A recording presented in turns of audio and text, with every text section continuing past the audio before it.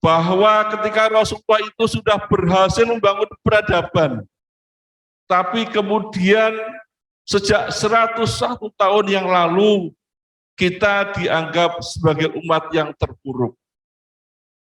Hal ini sangat nyata kita rasakan, apalagi kalau kita bertanya kepada para pengusaha muslimah.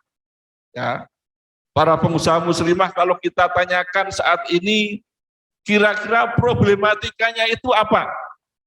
Saya yakin jawabannya akan serempak minyak goreng yang langka. Betul, ibu-ibu? Nah, seperti itu. Padahal kita tahu ya bahwa di negara kita itu adalah produsen kelapa sawit yang sangat besar di dunia. Nah, tetapi kemudian minyak gorengnya itu sangat langka. Nah, mengapa saya angkat minyak goreng ini? Karena saya berbicara di depan para pengusaha muslim. Nah, mengapa hal ini bisa terjadi? Sebelumnya ibu-ibu juga mulai resah karena telur ayam juga naik harganya. Nah, ini juga di depan saya ada pengusaha peternakan ayam, sehingga paham kondisinya seperti apa. Walhasil kalau kemudian kita tanyakan, ada yang mengatakan, mengapa masalah ini terjadi? Nah, ada yang iseng menjawab bahwa keresahan, kemudian ada segala rupa ketidaknyamanan di negara kita ini, ya, ada keriuhan, kegaduhan, itu ada yang mengatakan sebab utamanya itu adalah karena ada kardus yang digembok. Nah, wallahu alam, ini benar atau tidak? Jadi sudah tahu kardus tapi digembok. Nah, talinya pakainya plastik, gemboknya pakai besi, bukanya digergaji. Nah, ini sesuatu yang kemudian menjadi dianggap sebagai satu akar masalah. Walhasil kalau kita itu kemudian menelisik lebih lanjut, ternyata masalahnya itu ada dan siapa yang membuat kardus digembok tadi. Nah, kalau kita lebih lanjut, kita bicara bisa sampai 7 hari 7 malam tidak selesai. Nah, tapi saya diminta untuk meringkas dalam waktu 7 menit, nah, sejak sekarang ini. Nah, jadi bahasan 7 hari 7 malam harus diselesaikan dalam 7 menit.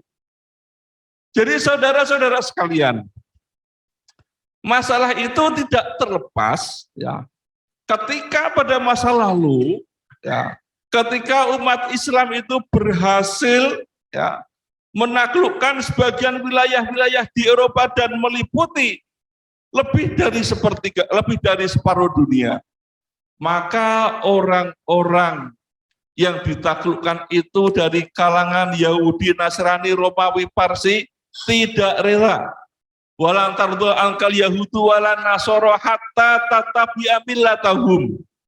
Jadi orang-orang Yahudi, orang-orang Nasrani tidak rela sampai kita itu mengikuti milah dan jalan mereka atau mengikuti budaya mereka termasuk politik mereka. Nah, dari sinilah kemudian ketika Islam masuk ke Indonesia, ada yang mengatakan masuk ke Indonesia itu lewat wayang atau apa, tapi sekarang jadi kontroversi. Nah, tetapi kemudian orang-orang itu tidak rela, kemudian mengirimkanlah para misionaris berkedok, mereka itu melakukan perdagangan, dan kemudian wilayah kita ini dijajah selama ratusan tahun oleh 17 orang. Nah, jadi VOC, ya, VOC itu ternyata hanya dimiliki oleh 17 orang pemegang sahamnya. Lah kita bayangkan, 17 orang itu bisa kemudian mengendalikan seluruh perdagangan hasil bumi di Indonesia dan menancapkan politik di Indonesia, sehingga kita ini seolah-olah menjadi bangsa yang terjajah selama-lamanya. Saudara-saudara sekalian, VOC 17 orang, sekarang tidak lebih dari 10 orang. Nah, karena nyusut ya. Kalau dulu 17 orang VOC tadi, sekarang hanya 9 naga. Nah, hanya 9 naga. Naganya seperti apa? Bawa alam ya, karena kita belum pernah lihat ular naga itu seperti apa. Nah, jadi kita ini termasuk yang mendesain ya, mendesain kardus di Gembok itu adalah orang-orang yang dikendalikan oleh 9 naga tadi. Nah, jadi mereka itulah ya yang kemudian menjadi orang-orang yang berkuasa dengan menempatkan sebagian oknum kita, oknum dari masyarakat kita yang disebut dengan oligarki. Oligarki itu jumlahnya tidak banyak, tetapi bisa menguasai seluruh tata kelola pemerintahan kita. Nah, sekarang kita bisa lihat, ya, hampir semua itu ada di dalam partai-partai yang ada di negara kita. Nah, jadi mereka, para oligarki itu menempatkan orang-orangnya pada semua partai dan organisasi-organisasi yang ada. Semoga ya, bapak-bapak, ibu-ibu, dan saudara-saudara yang tergabung dalam catering pengusaha muslim Indonesia ini bukan termasuk yang disusupi agen oligarki tadi. Amin ya rabbal alamin. Nah, itu masalahnya. Nah, jadi dengan oligarki tadi, mereka menempatkan orang-orangnya di partai A, partai B, partai C, D, dan seterusnya. Bahkan mereka bisa membuat partai A sampai Z. Bisa membuat ormas A sampai Z, dan mereka menempatkannya, dan mereka itu adalah orang-orang yang dibayar oleh oligarki tadi untuk membentuk masyarakat, sehingga masyarakat itu bisa dikendalikan oleh mereka.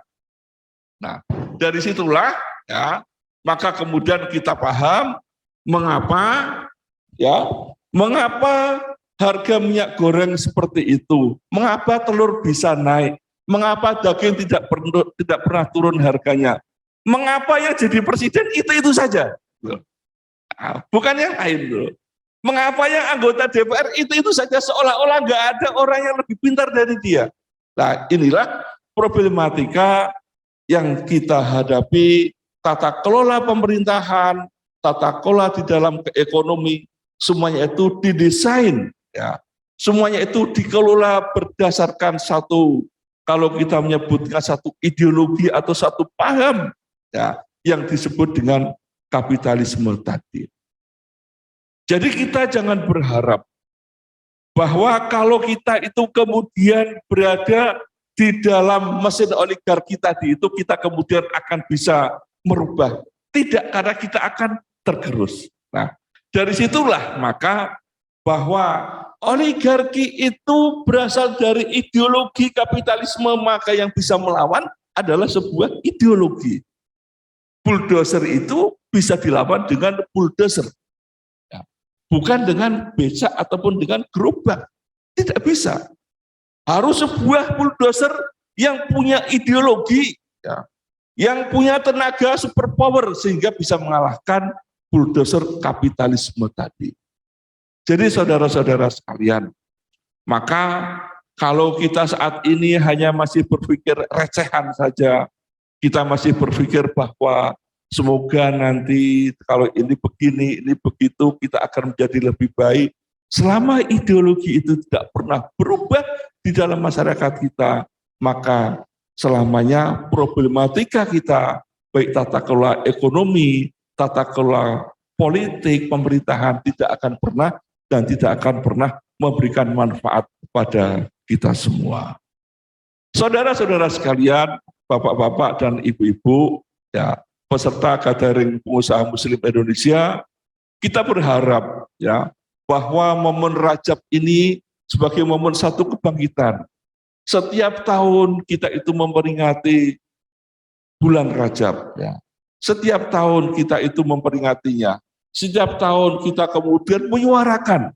Nah, jadi kalau dulu kita Rajaban ya, sekarang kita juga Rajaban, tetapi ternyata sudah 101 tahun kita itu melakukan ya peringatan Rajab ini tanpa ada khilafah. Padahal khilafah itu adalah warisan Rasulullah Muhammad SAW. yang kemudian berhasil mengelola dan menata agama ini, tata pemerintahan ini kemudian bisa menyebar sampai ke seluruh dunia, termasuk yang ada di hadapan kita ini. Saudara-saudara sekalian, barangkali ini yang bisa saya sampaikan pada kesempatan ini. Semoga Allah memberikan kekuatan kepada kita semua, sehingga kita bisa menjadi penggerak sebagaimana kita menjadi seorang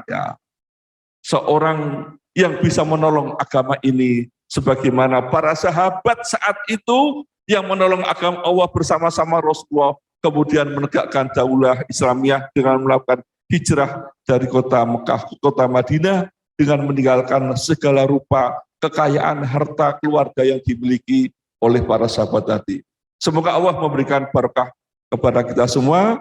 Barangkali ada kekurangan dan khilafan, saya mohon maaf yang sebesar-besarnya. Akhirul kalam. Assalamualaikum warahmatullahi wabarakatuh. Takbir, takbir.